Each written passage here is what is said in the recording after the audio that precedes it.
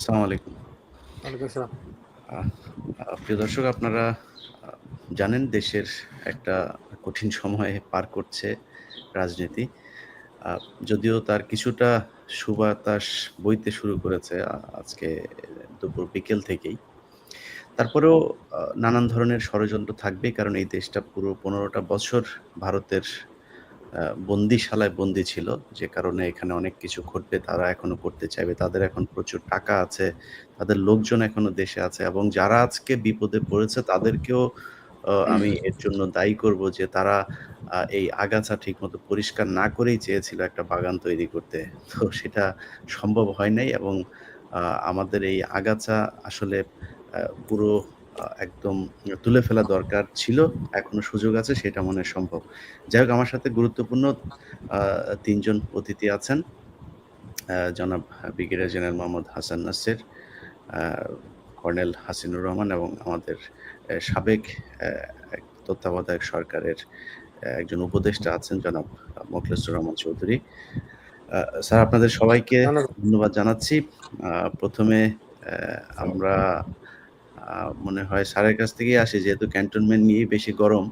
তো হাসান স্যারের কাছ থেকে জেনে আসি স্যার, আ এখনো কি অবস্থা কি? মানে এই যে সেনাবাহিনী নিয়ে আমাদের তো এত আলোচনা কখনো হয় নাই যে আমাদের সেনাপ্রধান সাহেব উনি এ একবার এই বক্তব্য দিচ্ছেন, একবার হাসনাতকে ডেকে নিয়ে বলছেন আওয়ামী লীগকে রাখতে হবে, রিফাইন আওয়ামী লীগ আনতে হবে। আবার আওয়ামী লীগ নিষিদ্ধের সময় উনার মতামত আসে। মানে উনার এত মতামত কেন? মানে আমাদের দেশে পলিটিক্স এ যদি কোন সময় সরকার দখলও করে নেয় সেনাবাহিনী, তারপরে এত আলোচনা করেন নাই। মানে উনি দখলে নেয়ার আগেই এত ধরনের আলোচনা, সমালোচনা এইসবের জন্ম দিচ্ছেন কেন?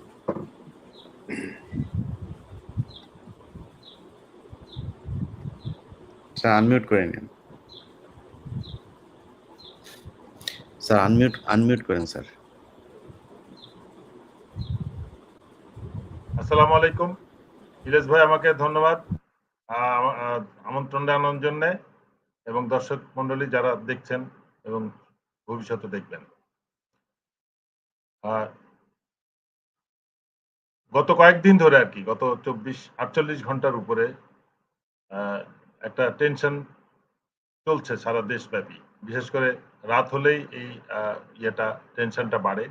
কেননা আমাদের পার্শ্ববর্তী দেশের মিডিয়া এত অ্যাক্টিভ এবং তারা কাল্পনিক চালিয়ে যাচ্ছে। হ্যালো। এই গুজবের কারণেই মানুষ আরো বেশি আতঙ্কের মধ্যে রয়েছে বা চিন্তার মধ্যে রয়েছে। বাট যেটা আমরা দেখলাম, সেনাপ্রধানের যে বক্তব্য ছিল, সেই বক্তব্যটা যেভাবে মিডিয়াতে, সোশ্যাল মিডিয়াতে এসছে, আমাদের ব্যক্তিগত ধারণা হচ্ছে এটা একটা স্টেজ ম্যানেজড সেটআপ ছিল। উনি বক্তব্য দিয়েছেন খুব সংক্ষিপ্ত, তারপরে বিভিন্ন সাবজেক্টের উপরে প্রশ্ন এসেছে। সেই প্রশ্নগুলোর উত্তর সার্বিক বিষয়টাকে, দেশের সবকিছু যা সরকার সম্পৃক্ত এবং বেশিরভাগই সেনাবাহিনীর দায়িত্বের বা যারা প্রশ্ন করেছেন তাদের দায়িত্বের বাইরে পড়ে, আইন শৃঙ্খলা বিষয় ব্যতীত। সেই হিসেবে আমি মনে করি যে প্রশ্নটাও হয়তো সেট আপ করা ছিল যাতে উত্তরগুলা পছন্দ মতো দেওয়া যায় এবং সার্বিক বিষয়টা, বক্তব্যের সারমর্মটা যেটা বেরিয়েছে চুম্বক অংশ হিসেবে সকল মিডিয়াতেই আমরা দেখলাম একই কথা প্রচার হয়েছে। এটা থেকে আমরা বরং ধারণা করছি যে এটা একটা স্টেজ ম্যানেজ গেম ছিল এবং যেটা জনমনে ব্যাপক প্রতিক্রিয়া সৃষ্টি করেছে এবং সেই পরিপ্রেক্ষিতে আমরা আশা করছিলাম যে অবশ্যই সেনা সদর দপ্তর থেকে কোনো মন্তব্য আসবে এবং সেটা দেরিতে হলেও এসেছে এবং গুজবের কান দেওয়া থেকে বিরত থাকতে সবাইকে অনুরোধ করা হয়েছে। আমরা আশা করব যে যেটা সোশ্যাল মিডিয়াতে বেরিয়েছে সেটা সঠিক না, বা সেনাবাহিনী তাদের ক্ষমতার বাইরে কখনো স্টেপ আউট করার চেষ্টা করে নাই। আমি এই প্রসঙ্গে একটা বিষয় অবতারণা করতে চাচ্ছি। ১৯৯৬ সালের মেতে যখন একটা তত্ত্বাবধায়ক সরকার ছিল, বিএনপি সরকার ক্ষমতা ছেড়ে দিয়েছে এবং ইলেকশন হবে। এই মুহূর্তে জেনারেল নাসিম তখন বিএনপিরই নির্বাচিত সেনাপ্রধান ছিলেন এবং উনি বেশ কিছুদিন ধরেই চেষ্টা করছিলেন এবং আমরা যতদূর জানি সেটা আমাদের পার্শ্ববর্তী দেশের, যেটা আমরা উলফল্যান্ড বলি, উলফল্যান্ডের মদতেই কাজটা উনি করছিলেন বেশ কিছু ওনার ঘনিষ্ঠ অফিসারদেরকে দিয়ে। সেই প্রসঙ্গে আমাদের যেটা অভিজ্ঞতা, 96 সালের পরে সেনাবাহিনী প্রফেশনালিজম অনেক হারিয়েছে, অনেক বেশি বিভিন্ন ধরনের কাজে মনোনিবেশ করেছে। সেই পরিপ্রেক্ষিতে আমি মনে করি ভবিষ্যতে সেনাবাহিনী ক্ষুদ্র গোষ্ঠী যে কোনো রকম বিশৃঙ্খলা সৃষ্টি করতে পারবে, বাট সমন্বিতভাবে কোনো মার্শাল ল বা জরুরি আইন জারি করে দেশকে সামলাতে পারবে বলে আমার যথেষ্ট সন্দেহ আছে। আমি আশা করি যে যে ইয়েটা চলছে, টেনশনটা চলছে, সেনাবাহিনী প্রধান উপদেষ্টার সাথে নিরাপত্তা উপদেষ্টা যিনি আছেন তাদের সাথে বসে সরাসরি এগুলা সর্ট আউট করে নেবেন এবং দেশের মানুষের মধ্যে জনমনে যে একটা বিভ্রান্তি ছড়িয়ে আছে সেটাকে নিরসন করবেন। একটা জিনিস খেয়াল রাখতে হবে যে 96 সালে কিন্তু জনগণ এটার সাথে সম্পৃক্ত ছিল না। সশস্ত্র বাহিনীর দুইটা অংশ এবং সরকার, তত্ত্বাবধায়ক সরকার ছিল। এখন কিন্তু জনগণ যথেষ্ট সচেতন এবং গত 16 বছরের অত্যাচার অবিচার তারা ভুলে নাই। সেই পরিপ্রেক্ষিতে যে কোনো ধরনের অ্যাডভেঞ্চার আমি মনে করি যে জনগণই তড়িৎ রুখে দাঁড়াবে এবং সশস্ত্র বাহিনী আরো বিব্রত হবে। আমরা যেখানে অগস্টের পর থেকে সংগ্রাম করছি যে সশস্ত্র বাহিনী তার হারানো সম্মান ফিরে পাক, যারা গত 16 বছরে অন্যায় অবিচার গুম খুনের সাথে জড়িত, দুর্নীতির সাথে জড়িত ছিল, তাদেরকে তদন্ত বিচারের আওতায় না হোক, সেটা আমরা এখনো সফল হইনি। গত 16 বছরে যারা অফিসাররা যারা চাকরি হারিয়েছে অন্যায়ভাবে, তাদেরও কোনো সুবিচার হয়নি। একজন শাস্তিপ্রাপ্ত আমাদের সাথে বসা হয়েছে, দালাল কিছু তাদেরকে কনসিডার করা হয়েছে, যারা কথা বলছে তাদেরকে এই রিভিউর আওতার বাইরে রাখা হয়েছে এবং বিভিন্নভাবে হুমকি ধামকি এবং সর্বশেষ যেটা আমার উপরে চলছে সেটা আপনিও জানেন যে আপনার স্বাভাবিক যেটা চলে, চরিত্র হননের প্রচেষ্টা, বিভিন্নভাবে সম্মানহানির প্রচেষ্টা চলছে। এই ব্যাপারে জনগণ সব জানে, সেনাবাহিনীতে যারা আমার সাথে চাকরি করেছে সবাই জানে। আমি মনে করি এগুলো সফল হবে না। সবাইকে প্রফেশনালি প্রবলেমগুলো হ্যান্ডেল করা উচিত এবং সরকারের কাজ করবে, সেনাবাহিনীর কাজ করবে। সেনাবাহিনী যেন ওভার স্টেপ না করে। ধন্যবাদ। জি, আসিন ভাই, আপনার কাছে আমার একটা কোয়েশ্চেন যে ধরেন এই যে সেনাবাহিনীর এই মুহূর্তে আমি ওনাদের বিভিন্ন আলোচনায় সবশেষ যেই আলোচনা উনি অফিসারদেরকে যখন অ্যাড্রেস করেছেন সেখানেও তিনি একটা কথা বলেছেন খুব জোরালোভাবে যে ইউনূস সরকার হচ্ছে কি আপনার দিয়ে দিচ্ছে, এই কি বলে করিডোর দিয়ে দিচ্ছে। তো আমি স্যার আপনার কাছে জানতে চাই যে আপনিও হিলটেকটে আপনি কাজ করেছেন, সেখানে কমেন্ট করেছেন। মানে আপনার কি মনে হয় যে পাহাড়ে সেনাবাহিনীর যা করা দরকার, মানে উনি যে এত দেশপ্রেম দেখাচ্ছেন যে করিডোর হলে দেশ হয়ে যাবে, এই মুহূর্তে পাহাড়ের যে অবস্থাটা আছে সেটা কি ঠিকমতো চলছে কিনা আপনার মনে হয়? সেনাবাহিনী তার দায়িত্বটা পালন করছে কিনা?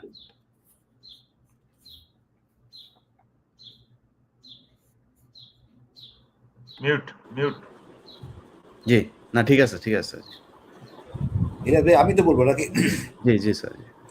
আচ্ছা, হিল ট্রাক্সের যে বিষয়টা, এটা কিন্তু বেশ অনেকদিন ধরেই ঘটনা। দায়িত্ব পালন হচ্ছে না, ওখানে ক্যাম্পে অফিসার নাই, দায়িত্ব পালনের শিথিলতা, রাতেবেলা অপারেশন হয় না, চেকপোস্ট রাতেবেলা থাকে না, এটা কিন্তু বেশ অনেকদিন যাব। আমি এটাকে আসলে সব অফিসার আপনাদের ঢাকায় নিয়ে আসা হয়েছে। আমি আগের বারও বলছি, একটা লোক যুদ্ধ করতে পারে, ম্যাক্সিমাম ভালো যুদ্ধ করে 35 বছর, পাড়ায় হয়তো 37, তারপর দেখা যায় তার প্রেশার হয়, এই সেই নানা রকম ঝামেলা থাকে। এখন এই বয়সের ইয়াং অফিসারে তো আসলে সেনাবাহিনী লিড করে, অন্যান্য দেশের দেখা যায় সার্জেন্টরা লিড করে, আমার দেশের সেনাবাহিনী অফিসাররা করে। এদেরকে যদি আপনি কর্পোরেট বানান, অর্থাৎ কাউকে এমআইএসটি পড়াচ্ছেন ইঞ্জিনিয়ারিং, কাউকে বিউপিতে পড়াচ্ছেন এমআইএস, এইসব জিনিস আসলে ঠিক না। তাকে সে সেনাবাহিনীতে যোগদান করছে যুদ্ধ করার জন্য, যুদ্ধের স্বাদটা নিতে হবে। আর নেওয়ার উত্তম জায়গা হলো পার্বত্য চট্টগ্রাম, সেখানে ওনারা নাই, ক্যাম্পে অফিসার নাই, তাহলে কেমন হবে? আর বলেন অন্যান্য সুযোগ সুবিধা, হ্যাঁ, সেনাবাহিনীকে সেই কাজের জন্য প্রশংসিত সুযোগ সুবিধাগুলো দিতে হবে, কাঙ্ক্ষিত সুযোগ সুবিধা। যেমন আমরা যুদ্ধ করলে খুব ভালো কাজ করলে তো সেনাবাহিনীর প্রধান প্রশংসাপত্র দিতেন, এখন হয়তো দেয়, বাট বীর প্রতীক বা অন্যান্য খেতাব যেগুলো ছিল সেগুলি এখন নাই। এটা আওয়ামী সরকার ইচ্ছে করে করছে। এটা একটা মানুষ কাজ করে, আমি একটা ভালো একটা অ্যাওয়ার্ড পাবো, যদি সাফল্য লাখ যদি ফেভার করে, ঝুঁকি সেনাবাহিনী নিবে, সেইগুলি বন্ধ করে দেওয়া হয়েছে। তারপরে মনে করেন ডিফারেন্সিয়েট করা হয়েছে যে সেনাবাহিনীর খেতাব যারা পাবেন তাদের পুরস্কার একরকম, ৭১ পুরস্কার একরকম। আপনি দেখেন আয়রন ক্রস সেই ফার্স্ট ওয়ার্ল্ড ওয়ার থেকে শুরু করে পরিবর্তন হয় নাই। আওয়ামী সরকার ইচ্ছে করে এটা করছে যাতে এরা কাজ না করে, এর ক্ষমতা কমাই দাও, খেতাব কমাই দাও। তারপরে দেখেন একটা অফিসার হিলটাসে ক্যাম্পে থাকে, ভাঙ্গা চূড়া একটা ছনের ঘরে থাকে, তার থাকার কথা কিন্তু সুন্দর একটা কোয়ার্টার। সেই জায়গায় বিসিএস ক্যাডার বলেন, কৃষি বলেন, যাই বলেন, একটা ভালো সম্মানজনক অবস্থা থাকে, না হলে সে একটা হাউস অ্যালাউন্স পায়, মুভমেন্ট করলে টিএডিএ পায়। সেনাবাহিনীর কিছুই নাই। এই একই সেনাবাহিনী অফিসার বিডিআর যখন কাজ করে সুন্দর টিএডিএ পায়, হাউস রেন্ট সহ পায়। এই বৈষম্য থাকলে তো আসলে একটু হতাশ হয় মানুষের। এগুলি আমরা কখনো চিন্তা করতাম না। কেন করতাম না? আমি কমিশন পেতে হিল ট্রাস্টটা আমাদের নিজের মনে করে নিছি। এখন দেখেন নিজের মনে করে নিতে যাইয়া জনগণ জানে না আমাদের কত অফিসার মারা গেছে। আজকে একটা অনুষ্ঠান হচ্ছে হিল ট্রাস্ট নিয়ে, জনগণ জানে না আমাদের কত অফিসার মারা গেছে, কত বাঙালি মারা গেছে। এগুলি আনা হয় নাই। আমাদের এই মৃত্যুর পিছনে দায়ী ভারত, অ্যাবসলিউটলি ভারত। শান্তিবাহিনীকে প্রশিক্ষণ, অস্ত্র দেওয়া, আমাদের প্রায় ৩০,০০০ লোক মারা গেছে। কোনো রাজনীতিবিদ কোনো কথা বলেন নাই, হোক বিএনপি, আওয়ামী লীগ করার কথাই না, ঠিক করছে। মাহমুদুর রহমান বলেছিলেন যে সেনাবাহিনীর সমস্যার জন্য হাসিনাই বলছিলেন যেটা আর্মি দায়ী। শহীদ জিয়া রহমান এই যে বাঙালিকেও পাঠানো ছিল, গৃহহীন বাঙালি, নদী ভাঙ্গা বাঙালি, রিকোয়েস্ট করে পাঠানো ছিল অর্থ দিয়ে, মানে টাকা পয়সা যতখানি করে দরকার পুনর্বাসিত করাতেই আজকে পার্বত্য চট্টগ্রাম আমাদের মধ্যে রয়ে গেছে।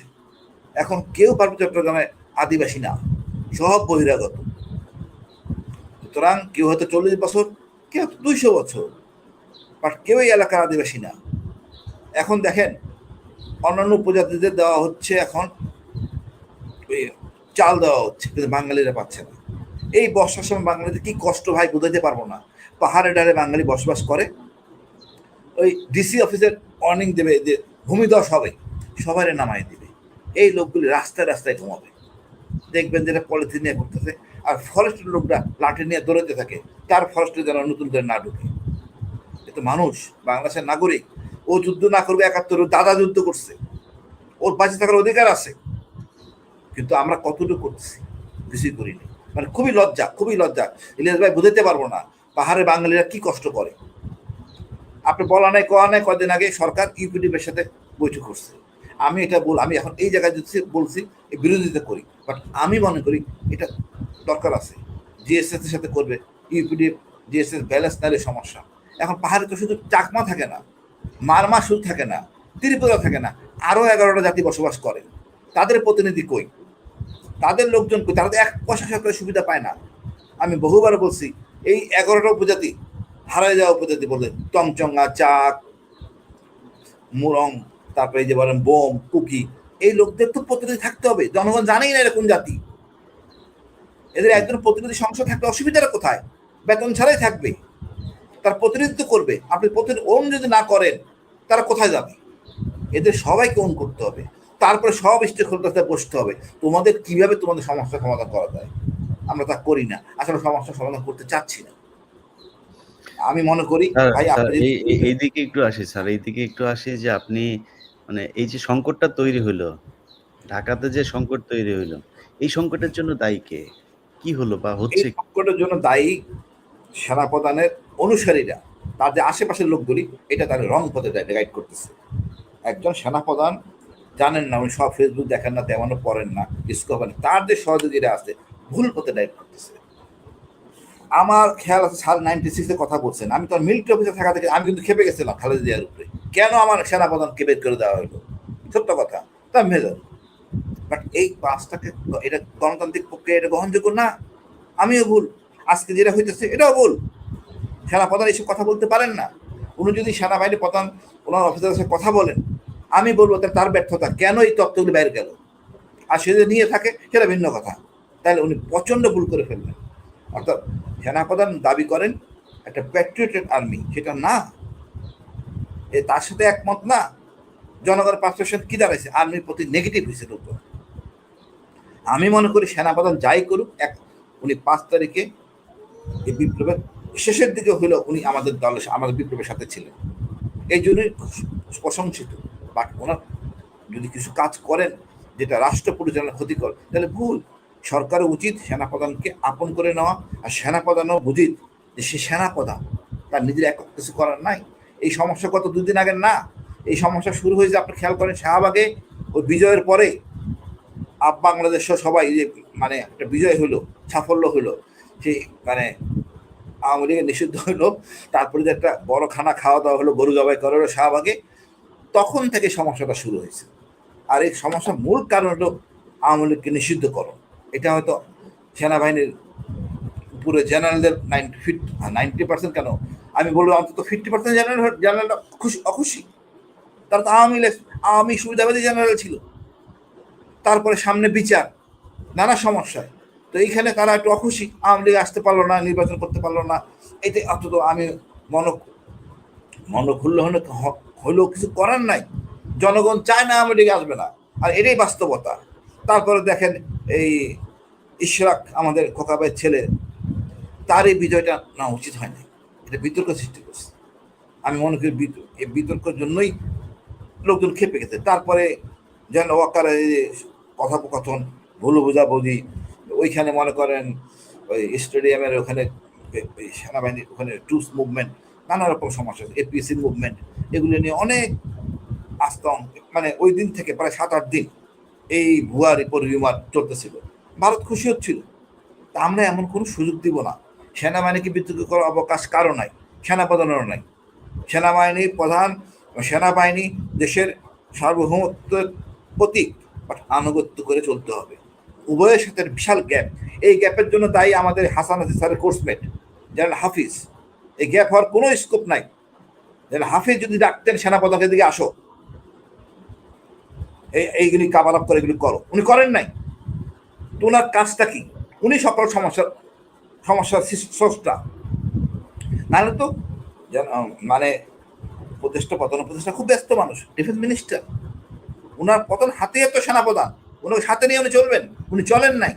আর না চলার কারণ হলো, আর একটা জিনিস বলি, ধরেন মানে প্রধান উপদেষ্টা কিছুই বুঝেন না, উনি খালি বিদেশে কিছুই বুঝেন না। মানে এই দেশের সারা দেশের মানুষ একটা জায়গায় যদি বলি, ধরেন ফারুকির কেউ চায় নাই, সারা দেশে তোলপাড় হইলো, মানে ওনার জোর করে ওনারে বসাইতে হবে। ধরেন আপনি ইশরাকের কথা যেটা বললেন, আমি নিজে ইশরাকের পক্ষে পোস্ট দিয়েছি যে ইশরাককে যারা দিচ্ছে না তারা স্বৈরাচারের দোষর। এটা কেন দিয়েছি যে, আর ভাই সব জায়গাতেই তো বাই চয়েস আপনি নিয়ে বসাচ্ছেন। হ্যাঁ ঠিক আছে, এটা তো ইলেকশনের মাধ্যমে আসে না। তো উনি চাচ্ছে ও তো এই আন্দোলনের সময় ও ছিল, মাঠে ছিল, ওরে বসাইলে সমস্যা কি? ওরে কোর্ট থেকে আর আইটাই দিয়ে আইনা বসাইতে হবে, দরকার নেই। কিন্তু পরিস্থিতিটা যখন এই পর্যায়ে গেল, তখন আমি নিজে ইশরাককে বলেছি যে ভাই, সোশ্যাল মিডিয়া বোধহয় আপনার বিরুদ্ধে চলে যাচ্ছে, মানুষ মনে হয় আপনার বিরুদ্ধে, আমি তাকে বলেছি। তো এখন ধরেন এই যে কাজগুলো করা হইলো, এই সব মিলায় যদি নাকি আপনি চিন্তা করেন যে সরকার যে সিদ্ধান্তটা যখন দেখলো যে বিএনপি এরকম করছে, ঠিক আছে বসায় দিলেই পারতো ইশরাককে, মানে তারাই এরকম করলো কেন? মানে এখানে কি সরকারের কোনো দায় নেই? এই তথ্যগুলো কে দিবে? এটা দেওয়ার কথা ডিজিএনএসআই, ডিজিএফআই, তারা দেয় নাই।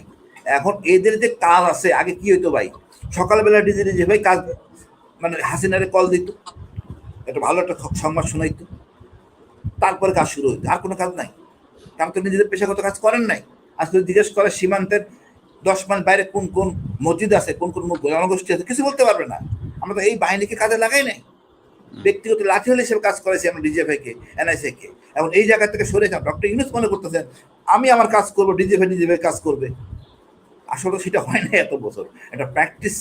সুতরাং এই গ্যাপটা ফিল করা হচ্ছিল লেফটেন্যান্ট হাফিজের, ওনার অ্যাকচুয়াল কোনো কাজ থাকার পর নাই, এইটা গ্যাপটা কাভার করতো।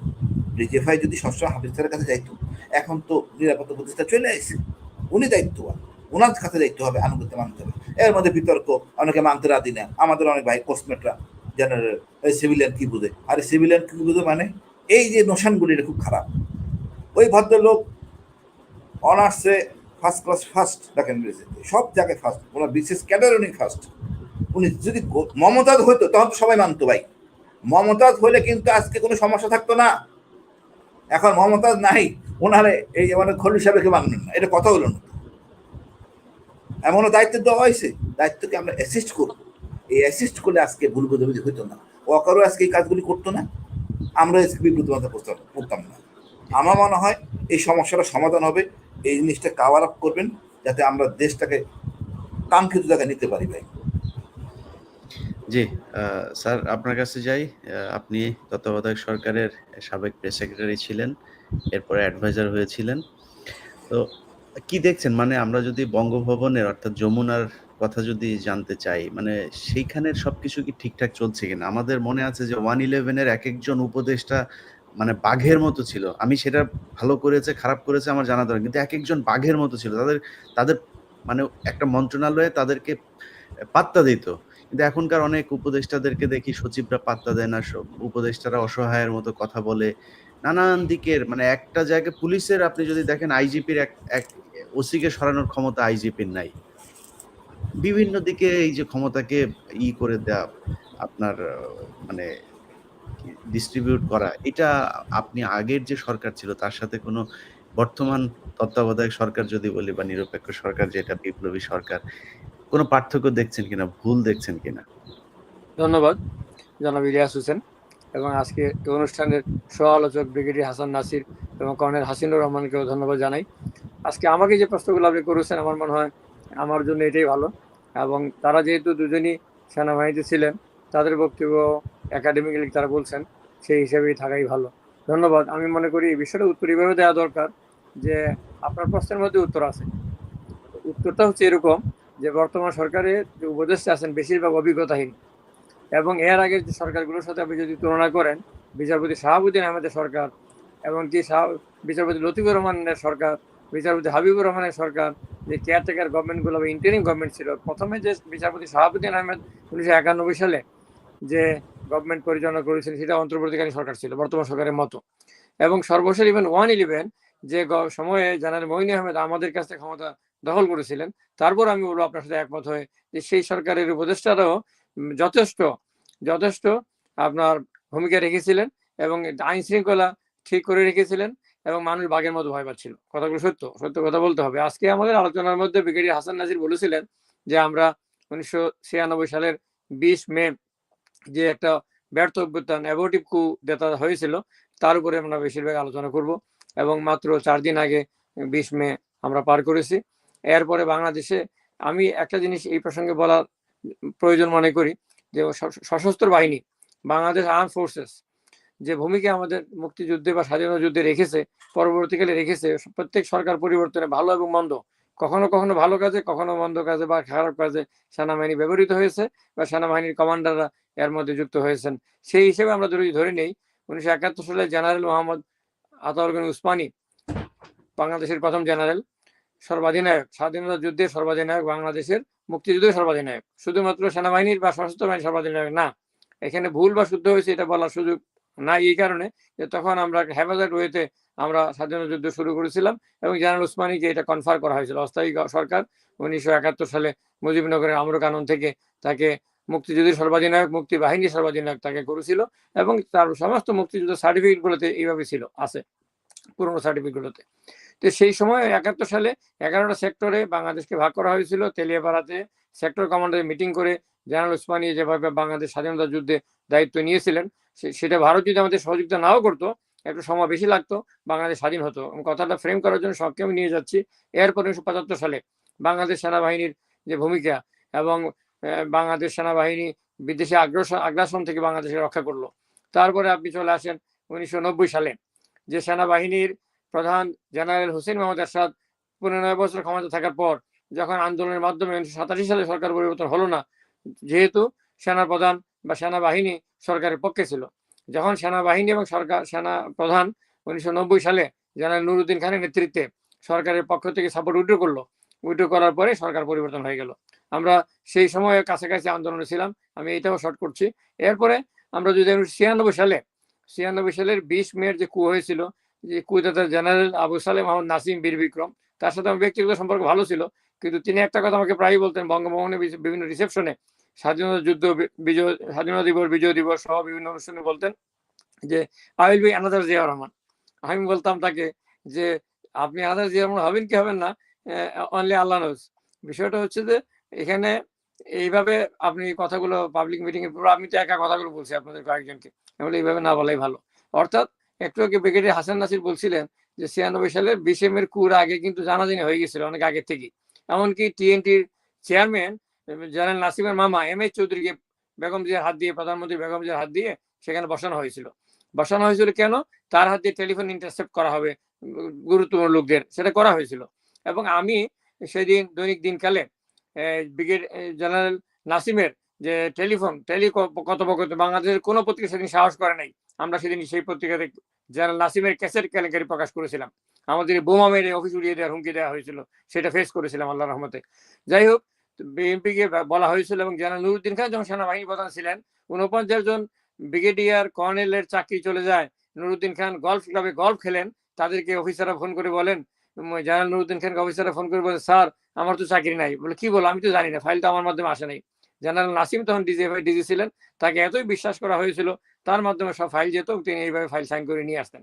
অনেক ঘটনা ঘটেছে, মানে এরপর যেটা হয়েছে নাসিম ক্ষমতা দখল করবেন বিশ্বাস করা হয়নি। এখন যদি এরপরে আমি চলে আসি 2007 সালে, আমি যখন রাষ্ট্র ক্ষমতা ছিলাম, যখন জেনারেল মইনু আহমেদ ক্ষমতা দখল করেছিলেন, সেটাও আমি সংক্ষেপ করব। তখন বলা হয়েছিল রাজনৈতিক সরকারকে, নির্বাচিত সরকারকে আমি বলেছিলাম, এবং আমি শীর্ষস্থানে 5 পাতার আমার হাতের লেখা কাগজ দিয়েছিলাম যে জেনারেল মইনু আহমেদকে যাতে সেনাপ্রধান না করা হয়। তারপরে করা হয়েছিল, কিন্তু পরবর্তীতে যখন আমার হাতে পূর্ণ ক্ষমতা আসলো, তখন আমাকে তাকে বাদ দিতে দেওয়া হয়নি, এবং সেনাবাহিনীতে কোনো বাদ দিতে দেওয়া হয়নি কাউকে। এবং এই যে বিষয়গুলো এগুলো করা হয়েছে, এখানে ভালো মন্দ খারাপ কারো বিরুদ্ধে পক্ষে আমি কিছুই বলছি না, আমি ফ্যাক্ট গুলো বললাম সংক্ষেপে। এরপরে যারা দেখেন 96 সালের 20 মের যে অ্যাবর্টিভ কু বা ফেইল কু অথবা ব্যর্থ অভ্যুত্থান, যেটাই বলি না কেন, এরপরে সর্বশেষ যারা দাঁড়িয়েছে, যে 16 বছর, প্রায় 16 বছর বা 15.5 বছর শেখ হাসিনার নেতৃত্বে যে একটি অবৈধ, একটি ফ্যাসিস্ট, একটা স্বৈরাচারী সরকার বাংলাদেশের রাষ্ট্র ক্ষমতা জগদ্দল পাথরের মতো চেপে বসেছিল। এই সরকার 2008 সালের 29শে ডিসেম্বর একটা নির্বাচনের মাধ্যমে, প্রশ্নপত্র নির্বাচনের মাধ্যমে ক্ষমতা এসেছিল, এবং ক্ষমতা আসার পর 2014 সালে যে নির্বাচন হয়েছিল, সেই 14 নির্বাচনে 5 জানুয়ারি নির্বাচনে একটি সুষ্ঠু নির্বাচন হলে দেশে গণতন্ত্র প্রতিষ্ঠিত হতো, গণতন্ত্রের ধারাবাহিকতা বজায় থাকতো। এমনও যদি হতো বাংলাদেশের মানুষ একটি ওই ইতিহাসগুলো আসলে আমরা জানি, আমরা বর্তমান নিয়েই থাকি, যে 24-এ এই মুহূর্তে আপনাদের সরকারের অভিজ্ঞতার প্রেক্ষিতে এই সরকারকে আপনি কি অ্যাডভাইস করবেন, কিভাবে চলা উচিত, কোনো ভুল হচ্ছে এটা আমার মনে হয় তারা দুইজন অলরেডি কিছু কিছু অ্যাডভাইস করে ফেলেছেন। আমি আপনার সাথে, আপনিও দুই একটা পয়েন্ট বলেছেন উপস্থাপনের সুযোগে, আমি মনে হয় ওই পয়েন্টে যাই। বর্তমান সরকারের দায়িত্ব হবে যে সেনাবাহিনীর সঙ্গে, আমি কাজ করেছি আমার পিএইচডি গবেষণার মধ্যে, সিভিল মিলিটারি রিলেশন সিএমআর আছে, সিভিল এবং মিলিটারিকে মিলে কাজ করতে হবে, এবং সিভিল অ্যাডমিনিস্ট্রেশনকে একটু আপার হ্যান্ড দিতে হবে, এবং মিলিটারির একসাথে একযোগে কাজ করবে, সারা দুনিয়ার যে নিয়ম এটি আমাদের ফলো করতে হবে। আমি বঙ্গভবনে থাকা অবস্থায় যেমন সিএমআর এর ক্ষেত্রে সিভিল এবং মিলিটারি অ্যাডমিনিস্ট্রেশনের যাকে যেখানে বসানো, সেটা করার কারণে doctor Sadat Hossain cabinet secretary তৎকালীন, তিনি বঙ্গভবনে চলে আসছেন, পাস চাচ্ছেন, বললে আমি আপনাকে স্যালুট দিতে চাই। আমি বললাম আপনি তো মিলিটারি অফিসার না, আপনি স্যালুট দেবেন কেন? উনি বললেন যে আপনি যেভাবে যার যেখানে অবস্থা, সেটা আজকে একটা গোলমাল হচ্ছিল বঙ্গভবনে, সেটাকে সমাধান করে দিয়েছেন। তো আজকে যেটা দাঁড়িয়েছে, যে সেটা হলো যে আমি, তাদের দুজনে বলেছেন, আপনিও বলেছেন, আমি যে বিষয়টা, মানে আমি যদি বিতর্কে আমার যদি মত থাকে এটা আপনার পছন্দ না হয়, সেটা তো আপনাকে প্রতিষ্ঠিত করতে হবে আজকে আলোচনার স্বার্থে, এবং এখানে ডিবেট যদি হয় তাহলে পক্ষে এবং বিপক্ষে আর্গুমেন্ট এবং কাউন্টার আর্গুমেন্ট থাকতে হবে। সেই হিসাবে বলি যে ওনারা বলেছেন, আমি বলছি যে জেনারেল ওয়াকারুজ্জামানের নেতৃত্বে বাংলাদেশ সেনাবাহিনী 2024 সালের 5ই আগস্ট, এর আগে তারা কে কি করেছেন আমি সেই প্রসঙ্গে আমি যাচ্ছি না, সেদিন তারা যে ভূমিকা রেখেছেন না, সেটা স্বৈরাচার পতনে, ফ্যাসিস্টের পতনে এই সেনাবাহিনী গুরুত্বপূর্ণ ভূমিকা রেখেছে। যেভাবে 1971 সালে বাংলাদেশ সেনাবাহিনী গুরুত্বপূর্ণ ভূমিকা রেখেছে দেশের স্বাধীনতা যুদ্ধে, যেভাবে 1990 সালে জেনারেল হোসেন মোহাম্মদ এরশাদের নেতৃত্বে স্বৈরাচারী সরকারকে হটাতে জেনারেল নুরুদ্দিন খানের নেতৃত্বে সেনাবাহিনীর 5 তারিখে কি ভূমিকা ছিল স্যার? ভূমিকা রেখেছে, এবং সেই ভূমিকাটা বলতে এটাই বলছি যে সেনাবাহিনী শেখ হাসিনাকে ক্ষমতা থেকে নামিয়ে দিয়েছে, এবং তিনি সেই অর্থে পদত্যাগ করেননি, কিন্তু পদত্যাগ করতে না চেয়ে তিনি জাতির উদ্দেশ্যে ভাষণ দিতে চেয়েছেন। সেনাবাহিনীর সেদিন ভূমিকা ছিল পাবলিক সেনাবাহিনীর ওই দিন শেখ হাসিনারে তো গণধোলাই দিয়ে মারা হইতো। ঠিক আছে, এটাই আমি নিয়ম। কিন্তু সেনাবাহিনী তাকে বাঁচায় পাঠায় দিছে ওই দেশে। আমি ওই পয়েন্টে এর বাইরে যাচ্ছি, কোনো কারণ কিছু আমাদের না। বরং তারপরের যে ভূমিকা, সেই ভূমিকাগুলো এই আসিফ নজরুলের নেতৃত্বে ছাত্ররা সেখানে গিয়েছে সেনাবাহিনীকে ভূমিকা রাখার জন্য। এখানে যা কিছু হইতো সেটা শাহবাগে হইতো, ঢাকা বিশ্ববিদ্যালয়ে হইতো। ছাত্ররা যেখান থেকে আন্দোলন করেছে, যেই ঘরে বসে চোরের মতো বসে ছাত্রদেরকে বক্তব্য দিতে হয়েছে, আমাদের কাছে ভিডিও পাঠিয়েছে, সেগুলো আমরা প্রচার করেছি। সেইখানে বসে হইতো সরকার গঠন। কিন্তু ক্যান্টনমেন্টে গিয়ে সেই সরকার গঠন করেই তো সবকিছু নষ্ট হয়েছে। এটা তো আপনার পয়েন্টটা কারেক্ট, এই যে করলে ওই সময় করতে হতো, কিন্তু তারা তো ওই সময় না করে 2 মাস 3 মাস পরে ঘুম থেকে উঠে তারা যে কাজটা করছে, এখন ওনারাও বলেছেন এনসিপি যে কাজগুলো করেছে, তারা যেটা ইউনূস সাহেব তো নিজেই বলেছেন কালকে, বলেছেন যে তোমরা আমাকে বিপদে ফেলেছো, তোমরা যদি নিজেরা এখন সংযত না হও তাহলে আমি পদত্যাগ করবো। এখন কথা হচ্ছে যে আপনি যেটা বলছেন কথা তো কারেক্ট, বিপ্লব যদি হয়ে থাকে তো ওই একবারই সবকিছু করা উচিত ছিল। সেনাবাহিনী সমর্থন দিত, 90 সালের মতো এই সেনাবাহিনী সমর্থন দিত। কিন্তু সেনাবাহিনী যে জায়গায় গিয়ে সমর্থনটা দিয়েছে, আমি বলেছি আগেই, এই সেনাবাহিনী গত 16 বছর শেখ হাসিনা টিকিয়ে রেখেছে। এই সেনাবাহিনী এর আগে মুক্তিযুদ্ধে অংশ নিয়েছে, এটা যেমন পক্ষে বলেছি, আবার টিকিয়ে রেখেছে এটা আমি বিপক্ষে বলেছি। জেনারেল মঈনুল আহমেদ এবং নাসিমের কথা আমি বিপক্ষে বলেছি। বাট আমি যে কথাটা বলতে চাচ্ছি যে বর্তমান সেনাবাহিনী যেটা করছে, যে জেনারেল ওয়াকারুজ্জামান যেটা বলেছেন যে তিনি কু করবেন না, আমি যেহেতু যুক্তির কারণে আমি কথাগুলো আবার আমি আমার বক্তব্যটা দিচ্ছি। আমি as far age I am concern, তিনি বলেছেন যে তিনি, তার কোনো উচ্চাবিলাস নাই এবং তিনি গণতন্ত্র বা নির্বাচন তাড়াতাড়ি করতে চাচ্ছেন। বাংলাদেশের ইতিহাসে বা অন্য দেশের ইতিহাসে যেখানে সেনাবাহিনী ক্ষমতা দখল করে বা কুপ্রন কান্ট্রিগুলো আছে, সেখানে সেনাবাহিনী দেরিতে নির্বাচন দিতে চায়। বাট জেনারেল ওয়াকারুজ্জামান 18 মাসের মধ্যে নির্বাচন দেওয়ার কথা প্রথমে বলেছিলেন, এখন ডিসেম্বরের মধ্যে নির্বাচন দিতে বলছেন। এবং বিএনপির স্থায়ী কমিটির পক্ষে এবং বিএনপির নেতৃত্বের পক্ষে জনাব তারেক রহমানের আশীর্বাদ পুষ্প সালাউদ্দিন আহমেদ যেটা বলেছেন, সেটা হলো যে জেনারেল ওয়াকারের বক্তব্যটা তিনি সমর্থন দিয়েছেন, বলেছেন তিনি ঠিক বক্তব্য দিয়েছেন এবং সেনাবাহিনীর পক্ষ থেকে যে বক্তব্যটা দেওয়া হয়েছে নির্বাচন ডিসেম্বরের মধ্যে করার, এটাকে তিনি অ্যাপ্রিসিয়েট করেছেন। আর মতিউর রহমান চৌধুরী গতকালকে মানব জীবনে লিখেছেন জেনারেল ওয়াকারের জমানের বক্তব্যের পক্ষে এবং বলেছেন 4 জন ভেতরে আর 3 জন বাইরে থেকে বর্তমান সরকারকে, ডক্টর ইউনূস সরকারকে ক্ষতির দিকে ঠেলে দিয়েছে। আরেকটা বিষয় হচ্ছে, আমি আপনার দৃষ্টি আকর্ষণ করি আপনাদের 3 জনেরই, সেটা হচ্ছে যে মানব জীবনে কালকে লিখেছে, আমি সেই কথাটাই বলছি, যে পররাষ্ট্র উপদেষ্টা বলেছিলেন, নিশ্চয়ই আপনাদের মনে পড়ে, কিছুদিন আগে 10 দিন আগে বলেছিলেন যে নীতিগতভাবে আমরা মানবিক করিডোর দেওয়ার সিদ্ধান্ত নিয়েছি। এরপরে জনাব খলিলুর রহমান, যে নিরাপত্তা উপদেষ্টা এবং রোহিঙ্গা বিষয়ক হাই রিপ্রেজেন্টেটিভ, তিনি বলেছিলেন যে গতকাল মানব জীবনে কথা লিখেছে যে আমরা যাকে খুশি করিডোর দেব, যে কোনো সিদ্ধান্ত নেব, এতে কে আমাদের বিরুদ্ধে বলো তাতে কিছু যায় আসে না। আর গত পরশুদিন তিনি কথাটা চেঞ্জ করে বলেছেন যে আমরা এরকম কথা বলিনি। তো এই কথাগুলো, কারণ যেহেতু আপনি বলেছেন সরকারের কি কি সমস্যা আছে, এই কথাগুলো বলতে কোঅর্ডিনেশন, ল্যাক অফ কোঅর্ডিনেশন, এবং বেশ কিছু উপদেষ্টা আছেন যাদের কোনো খবরই নাই। 4-5 জন উপদেষ্টা ছাড়া বাকি উপদেষ্টারা উপদেষ্টা হওয়ার উপযুক্ত নন এবং তারা রাষ্ট্র পরিচালনার উপযুক্ত নন।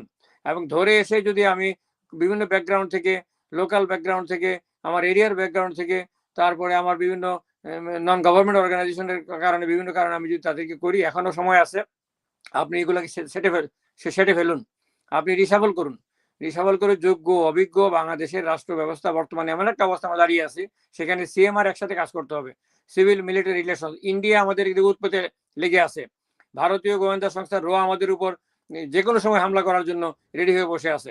এবং আজকে দেখেন ইন্ডিয়ান টেলিভিশন চ্যানেলগুলো, কলকাতা এবং ভারতীয় চ্যানেলগুলো মিথ্যা কথা সেনাবাহিনীকে দিয়ে আমাদের সাথে যুদ্ধ বাঁধিয়ে দেওয়ার কাজ করছে। এবং মিয়ানমার একই সময় আরাকান আর্মি, আরসা এবং মিয়ানমার সহ যে অবস্থার সৃষ্টি করেছে আমাদেরকে। আমি তো একটা কথা সবসময় দেই, আমার থিওরিটিক্যালি আমি একটা জিনিস আমার থিওরির ইয়েতে প্রপোজ আমি করেছি যে পৃথিবীতে আগামীতে বেশ কিছুদিনের মধ্যে 3টা নতুন নিউক্লিয়ার পাওয়ার হবে। আমি 4র্থ নিউক্লিয়ার পাওয়ার হিসেবে বাংলাদেশকে চাই।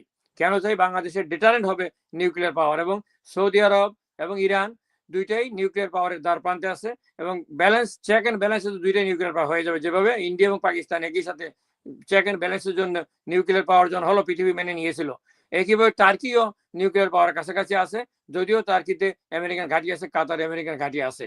তো খুব তাড়াতাড়ি 3টা রাষ্ট্র নিউক্লিয়ার পাওয়ার হবে। আমি মনে করি 4র্থ রাষ্ট্র হিসেবে বাংলাদেশকে নিউক্লিয়ার পাওয়ার করতে হবে। এই সেনাবাহিনীর প্রধানের র্যাঙ্ক এবং অন্যান্য বাহিনীর র্যাঙ্ক জেনারেল এবং সমমানের করার জন্য আমি কাজ করেছি। ব্রিগেডিয়ার সাবাস আশফাককে যখন 96 থেকে 2001 সালে আওয়ামী লীগ ক্ষমতা থাকার সময় হত্যা করা হয়েছিল, ষোলো ওনার পাওয়া পাকিস্তান আর্মি চট্টগ্রামে, তখন স্যার আমি রুখে দাঁড়িয়েছিলাম। স্যার ওয়াকাবের ধন্যবাদ মিটিং স্যার। এ শেখ আমরা হাসিনার সাথে তৎকালীন প্রধানমন্ত্রী শেখ হাসিনার সাথে এটা নিয়ে আমি আর্গু করেছিলাম এবং আমি নিউজ করেছিলাম যে তাকে হত্যা করা হয়েছে। ইত্তেফাক লিখেছিল যে তারা অবমৃত্যু হয়েছে। তখন শেখ হাসিনা আমাকে স্বীকার করেছিলেন যে সেনাবাহিনীর অফিসারই তাকে মেরেছে, আমি কিছু করতে পারবো না। জি, ধন্যবাদ। ধন্যবাদ স্যার। আপনি যেটা বললেন পারমাণবিক আমাদের বাংলাদেশ সেনাবাহিনী যদি এখন মিয়ানমারের সাথে যুদ্ধ লাগে, আমার বিশ্বাস আরকি ভীষণ রকমের একটা প্যাদানি খাবে বাংলাদেশ সেনাবাহিনী। সেই ১৯৭৮ আর ১৯৯২ সালে যেভাবে রোহিঙ্গাদেরকে বের করা সম্ভব হয়েছিল, সেটা এবার সেনাবাহিনীর পক্ষে সম্ভব না। নিউক্লিয়ার তো বহুত, বহুত দূরের কথা। যাই হোক, আমরা ওই আলোচনায় গেলাম না। স্যার আ হাসিনুর স্যার আপনারে দিয়ে শেষ করব। তার আগে ব্রিগেডিয়ার হাসান নাসির স্যার আপনার কাছে আসি। ছোট করে শেষ করি আমরা অনুষ্ঠানের শেষের দিকেই। তো হচ্ছে যে মানে কি করা উচিত আসলে? এটা দিয়েই শেষ করি। না, আমার বক্তব্য হচ্ছে যে মানে সেনাবাহিনী কিন্তু এখন ওই পর্যায়ে নাই রাষ্ট্র ক্ষমতা দখল করার। মানে আমি আবার ওই একই অভিজ্ঞতাতে চলে যাব। ৯৬ সালে ঢাকার সেটআপটা ছিল বিএনপি গভর্নমেন্ট যেটা রেখে গিয়েছিল। মানে 9 ডিভিশন বলেন, ঢাকা ক্যান্টনমেন্ট বলেন, পুরাটাই ঢাকা মিরপুর। আর জেনারেল নাসিম সেনাপ্রধান হিসেবে তার যেহেতু একটা আকাঙ্ক্ষা ছিল, উনি যশোর ডিভিশন, ময়মনসিংহ এবং বগুড়াকে ওনার মতো করে সেট করেছিলেন। কিন্তু উনি যখন এবং 9 ডিভিশনও বলা যেতে পারে, জেনারেল ইমাম তার ক্যাডেট কলেজের ছোট ভাই হিসেবে, জেনারেল হারুন জিনিসটা কোঅর্ডিনেট করেছিলেন। তো সেই পরিস্থিতিতেও কিন্তু যখন উনি ঘোষণা দিয়ে দিলেন যে ওই 4 জন অফিসারের বরখাস্তের পরিপ্রেক্ষিতে উনি জেনারেল মতিন, জেনারেল উল আলম চৌধুরী এবং সুবেদ আলী ভুইয়াকে বরখাস্ত করে দিলেন সেনাপ্রধান, যেটা ওনার কোন অবস্থাতেই ক্ষমতার মধ্যে ছিল না। 3 জন জেনারেলকে উনি বরখাস্ত করে মানে সংযুক্ত করে দিলেন। তো সেই পরিস্থিতিতেই যুদ্ধ ঘোষণা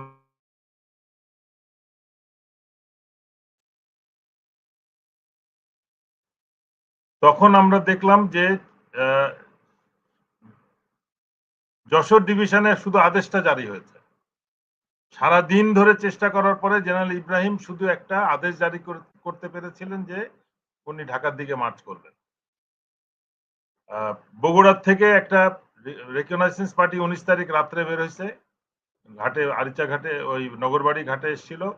পরদিন সকালে ওরা আসার আগেই দেখছে যে বগুড়ার থেকে ব্রিগেড আসার আগেই কিন্তু তারা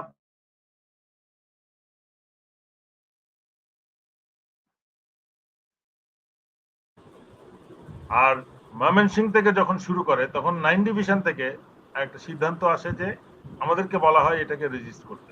9 ডিভিশনে আপনি তখন অলরেডি 2 বছরের উপরে আমি জীবন অপারেশন এবং তার আগে দীর্ঘ সময় 2 বছর প্রায় সময় ছিলাম, কোনো আমার সিনিয়র ছিল না কর্নেল স্টাফ, যার ফলে পুরো দায়িত্বটাই ছিল। এবং 1 মাস প্লাস আগে কর্নেল মাসুদ জয়েন করেন, মাসুদ উদ্দিন চৌধুরী বিখ্যাত। উনি মোটামুটি কাজ বোঝার আগেই কিন্তু এই ঘটনা শুরু হয়ে গেছে। তখন আমরা দেখলাম যে ময়মনসিংহ থেকে যে ট্রুপসটা মুভ করেছিল সেটাও কিন্তু ব্রিগেড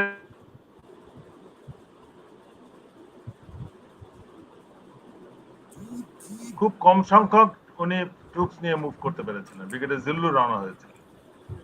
এই জিনিসগুলো খেয়াল করতে এখন আমি উল্টা সাইড আসি। যখন রেজিস্ট্যান্সের প্রশ্ন আসলো যে না এই কুয়ের পক্ষে যাওয়া হবে না 9 ডিভিশন, জেনারেল ইমাম সত্যিকার অর্থে নীরবে সাপোর্ট দিচ্ছিলেন এবং চাচ্ছিলেন যে 9 ডিভিশন জেনারেল নাসিমের পক্ষে যাক। কিন্তু ইট ইজ ইয়াং অফিসার্স, মানে আমার rank lieutenant colonel and below, তারা কিন্তু আমরা রেজিস্ট করছি।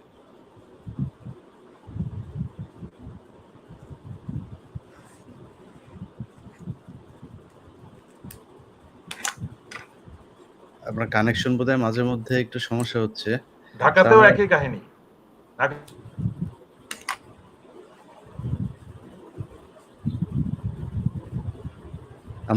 আমরা কর্নেল হাসিনুর স্যার আপনার কাছ থেকে আসি, তারপরে হাসান নাসির আপনার কাছে আরেকবার আসবো।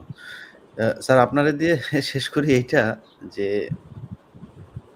বিএনপিতে একজন নতুন নেতা গজিয়েছেন, যিনি কিভাবে গুম হয়েছেন আমরা জানি না। ভারতে আমার কাছে বেশ কিছু ছবি এসছে। তিনি ভারতের একটা বিশাল আলিশান এক বাংলোতে ছিলেন শিলংয়ে, এবং সেই শিলংয়ে হাসান নাসির স্যার আপনার কাছে আমি আবার আসবো। আপনার কানেকশন আমরা হারিয়ে ফেলেছিলাম। আমি আবার আসবো। কর্নেল হাসিনুর কাছ থেকে ঘুরে আসি। আমি ওইটুকু এখানে একটু শেষ করে দিই। রেজিস্ট্যান্স হিসেবে ট্রুপস মুভ করা হলো, তখন জেনারেল মঈন ছিলেন ব্রিগেডিয়ার এবং তার আন্ডারে ছিলেন মুবিন, কর্নেল মুবিন। তারাও কিন্তু তাদের ট্রুপস নিয়ে মুভ করে নাই। ব্রিগেড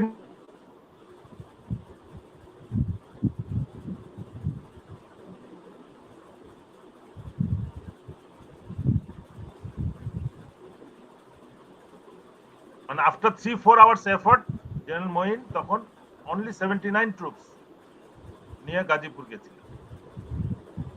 এটা আমি বলতেছি। 46 ব্রিগেড কিন্তু বেরোয়নি, ঢাকায় বের হয়নি। আমার ধারণা যে সেনাবাহিনীর মধ্যম এবং নিম্ন পর্যায়ের যারা অফিসার এবং সৈনিক, তারা প্রকৃত অবস্থা বুঝতে পারছে দেশে। সেই পরিপ্রেক্ষিতে সেনাবাহিনীকে বৃহত্তর স্বার্থে কোনো ব্যবহার করা, দেশের বৃহত্তর স্বার্থের বিরুদ্ধে ব্যবহার করা এখন সম্ভব না। তারা জানে, কিন্তু জনগণের সাথে তারা মোটামুটি সোশ্যাল মিডিয়ার কারণে যথেষ্ট আপডেটেড। এই জন্য আমি বলতেছি যে কেউ যেন ওইটা চিন্তা না করে। আমরা কিন্তু ওই দিক থেকে আমার মনে হয় নিরাপদ। আগের থেকে যেহেতু সেনাবাহিনী আরো অনেক বেশি মানে পেশাগতভাবে একটু পিছিয়ে আছে, সেই হিসেবে আমি মনে করি যে এখন কেউ সাহস করবে না যে কারো ব্যক্তি স্বার্থে বা কোনো গোষ্ঠীকে প্রোটেকশন দেওয়ার জন্য এখন সরকারি ক্ষমতায় নিবে বা কোনো তৃতীয় শক্তি কাউকে ক্ষমতা দেওয়ার চেষ্টা করবে। এই জিনিসটাতে আমি বলতে চাচ্ছি যে এটা আমার মনে হয় না এটা সম্ভব। সেই জন্য একটা মীমাংসা করা উচিত এবং সরকারের শক্তভাবে জিনিসটা হ্যান্ডেল করতে হবে, না হলে কিন্তু আবার এই ধরনের কথাবার্তা হইতে পারে। জি, ঠিক আছে। কর্নেল হাসিনুর স্যার, আপনারা যেটা প্রশ্ন করছিলাম যে বিএনপি কি, যে নেতার কথা বলছিলাম সালাউদ্দিন সাহেব, বিএনপি কি ভারতের ফাঁদে পা দিচ্ছে কিনা সালাউদ্দিনের হাত ধরে, এরকম কোন সিমটম আপনি দেখছেন কিনা? ভাই, আমরা গুম ছিলাম, এই গুম কমিশনে দৌড়াদৌড়ি করা, আগে পাশে কত কিছু কাজ করছি, তারপর মনে করেন মামলা করছি। সালাউদ্দিন সাহেব একটা এত বড় একটা ডকুমেন্ট যেটাতে ভারতকে আমরা কাবু করতে পারি। এই ভদ্রলোক গুম ছিলেন, এখন দেখতে ভারত প্রেমে পড়ে গেছেন। উনি গুমের মামলা করতেছেন না, আইসিটিতে আসেন নাই। উনি মামলা করলে তো আমরা অজিত দোভাল এবং এই মোদি, মানে চা বিক্রেতা মোদিকে আমরা আইনের আওতায় আনতে পারতাম। কত একটা হাতিয়ার আমাদের হইতো আইনগতভাবে, পারলাম না। উনি আসেন নাই, উনি কার প্রেমে আসেন উনি আল্লাহ জানেন।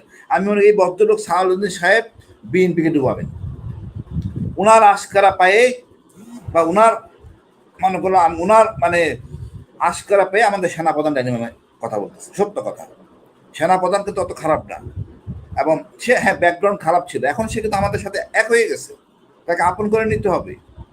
এই সালাউদ্দিনের জন্য অনেক সমস্যা হচ্ছে। আমার বিশ্বাস তারেক রহমান সাহেব এবং আমাদের খালেদা জিয়া এই বিষয়ে জানেন না।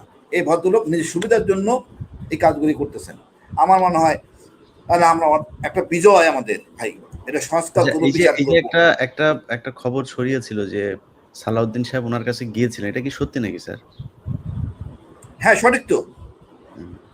বললাম না এই ভদ্রলোক আমাদেরকে নষ্ট করতেছে, রাজনীতিবিদদের সেনাবাহিনীকে নষ্ট করে, তাদের স্বার্থের জন্য আমাদেরকে বিপদে ফেলে। আমি মনে করি একটা বিজয় আসে, কিন্তু ধরে রাখা ডিফিকাল্ট। সেই ডিফিকাল্টির মধ্যে আমরা আছি। ডক্টর ইউনূস একটা বেসামরিক ব্যক্তি, উনি আর্মি নিয়মকানুন বা এই অসভ্য কালচার যেগুলো ছিল হাসিনার সময়, সেটা উনি বুঝে উঠতে পারতেছেন। তবে আমি ডক্টর খলিলের কথা বলবো, উনি ডিজিএনএসআই ডিজিএফআই তার বেবি, উনি দুইজনকে দুই পকেটে নিয়ে হাঁটবেন, তারপরে সিদ্ধান্ত নেবেন। এগুলো যদি অন্য কেউ ব্যবহার করে তাহলে সমস্যা।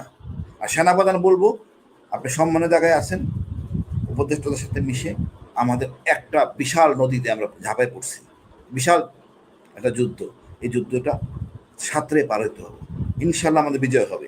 ভয় পাওয়ার কিছু নাই, জনগণের আস্থা জায়গায় থাকেন, কোনো রকম আদে বাদে প্রচারণা থাকবে না। সেনাবাহিনী দেশের জন্য, জনগণের জন্য, ইনশাল্লাহ আমাদের বিজয় হবে।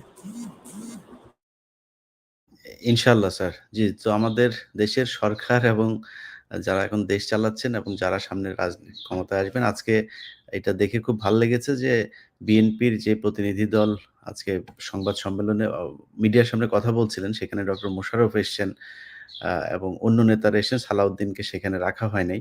আমার মনে হয় সালাউদ্দিনের ব্যাপারে খুব সাবধান থাকা দরকার। এই ব্যক্তি এখনো পর্যন্ত গুম কমিশনে যায় নাই, কোনো থানায় একটা জিডি পর্যন্ত এসে করে নাই, একটা মামলাও করে নাই যে আমাকে কিভাবে নিয়ে যাওয়া হলো, দেশ থেকে কারা নিয়েছে সেটা তো সে জানে, যে বাহিনীই হোক, কোন বাহিনী নিয়েছিল সেই বাহিনীর বিরুদ্ধে সে করুক। ভারতে নিয়ে গিয়েছিল, ভারত রাষ্ট্র হিসাবে আমরা রাষ্ট্রের বিরুদ্ধে এটার জন্য আন্তর্জাতিক আদালত পর্যন্ত যাওয়ার সুযোগ রয়েছে, সেটা তিনি যাচ্ছেন না। না গিয়ে তিনি দেশে ফিরেই এস আলমের গাড়িতে চড়ে বাড়িতে গেলেন। তারপরে এখন এস আলম সহ ইউনাইটেড গ্রুপকে তিনি শেল্টার দিচ্ছেন। তো সালাউদ্দিন সাহেব, আপনার বেশ কিছু জিনিস আমার হাতে এসছে। কোন, কোন বাড়ি আপনি নিয়েছেন কার কাছ থেকে সেগুলো আমরা জানাবো। আ ইনশাআল্লাহ সেই অনুসন্ধান চলছে। এই দেশে রয়ের লোকজন এসে বিএনপির মতো একটা জনপ্রিয় দল, আ যারা ১৫ বছর এই রয়ের দ্বারা নির্যাতিত হয়েছে। যে রয়ের আ কি বলবো যে নিয়ন্ত্রণে থেকে তারপরে সেনাবাহিনী তারেক রহমানের উপরে নির্যাতন করেছে, সেই দলের উপরে রকে আবারও সওয়ার করতে দেওয়া হবে না। ইনশাআল্লাহ আমার মনে হয় বিএনপিও সে ফাঁদে পা দেবে না। স্যার, ওনারা দুবার করে কথা বলেছেন, আপনি একবার বলেছেন। যদিও আপনি অনেক বলেছেন, তারপরে যদি চান শেষে কিছু একটা বলে শেষ করতে চান। ধন্যবাদ। আমার মনে হয় যে সুন্দরভাবে আজকে একাডেমিক্যালি যে আলোচনাগুলো করেছেন, আমাদের সবার উদ্দেশ্য হচ্ছে একটি স্বাধীন সার্বভৌম বাংলাদেশ বিশ্ব মানচিত্রে টিকে থাকবে। Bangladesh is the 8th largest country in the world, population wise এটাকে কাউন্ট করা হয়, এবং 3rd বিগেস্ট মুসলিম কান্ট্রি। আমাদের অনেক ভালো ভালো স্টোরি আছে, সাকসেস স্টোরি আছে, আজকে এইগুলোকে ম্লান করে দেওয়া হচ্ছে।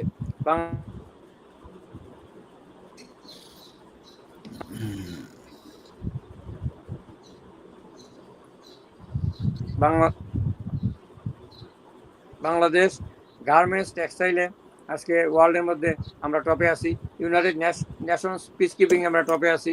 আজকে সিরামিক্স এবং এই ফার্মাসিউটিক্যালস সব বিভিন্ন ক্ষেত্রে বাংলাদেশ যে ওয়ার্ল্ড স্ট্যান্ডার্ড, ইন্টারন্যাশনাল স্ট্যান্ডার্ড আমরা রপ্তানি করছি। এবং কথা শোনা যায়? জি, শোনা যাচ্ছে, শোনা যাচ্ছে। হ্যাঁ, তো আমরা এইগুলো এই অবস্থার মধ্যে থাকা সত্ত্বেও বাংলাদেশকে আজকে ম্লান করে দেওয়া হচ্ছে।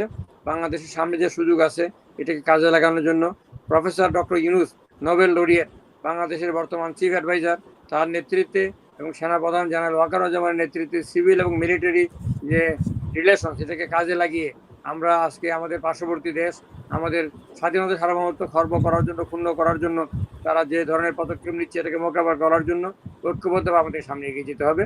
এবং আজকে আপনি যে আলোচনাগুলো করেছেন যে সমসাময়িক, কন্টেম্পোরারি, এবং এই আলোচনাটা পার্টিনেন্ট। আজকে অনেক সোশ্যাল মিডিয়াতে অনেক সময় ইন্ডিয়ান মিডিয়াগুলোতে বিশেষ করে বাংলাদেশের বিরুদ্ধে সব মিথ্যা তথ্য দিয়ে তার প্রচার করছে। এগুলোকে আমাদের মোকাবেলা করতে হবে, এবং এগুলোকে মোকাবেলা করার মধ্য দিয়ে আমাদের স্বাধীনতা সার্বভৌমত্ব রক্ষার জন্য আমরা যার যে অবস্থানে আমরা আছি সেটাকে কাজে লাগাতে পারবো। ধন্যবাদ। আল্লাহ হাফেজ। জি, প্রিয় দর্শক, এতক্ষণ আমাদের সাথে থাকার জন্য ধন্যবাদ। আল্লাহ হাফেজ।